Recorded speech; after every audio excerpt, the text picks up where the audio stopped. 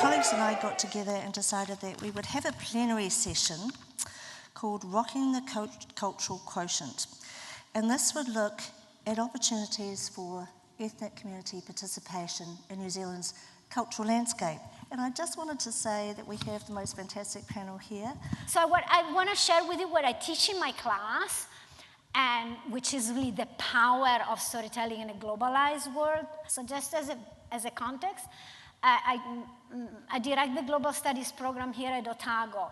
And the goal of the program is really to train students who want to make a difference and contribute to an inclusive and sustainable world, right? So you learn about other communities, but it's also a way to express your own identity. Minorities don't need us to give them a voice. They have their voice.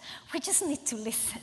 We just need to hear them. So we have 5 ministers that we report to on a daily basis, but then we work with other ministers, and that's where you get the beauty. So it's that mahi-tahi, that working together to tell the stories that need to be told to convince and change the minds of decision makers. Our legislation hasn't kept up with not only the way that media presents itself, but the way that audiences consume. And so one of the biggest thing we're working on at the moment is the new public media entity, which is trying to capture that more diverse range, and as you say, the 28% and the 15% and the 6%, and have those voices able to be heard no matter how people are consuming that media. Did your parents want you to be a comedian? No. What happened there? Yeah. No, my parents didn't know.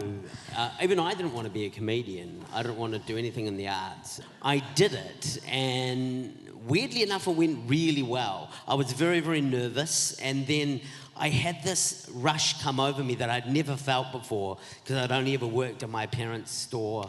And it was really interesting too, though, because the things that I wanted to talk about, especially about our culture, in the 90s, nobody knew anything about our culture, so I couldn't talk about it. So I found myself doing generic comedy, just like everybody else on the comedy scene. Putting out your own stories. And I know a gentleman said, what can we do to, make sure that media represents us more, right? So something needs to be done on that side as well. But already having the courage to putting out your own stories is crucial. And having the humility to listen is the other one. Thank you very much, everybody.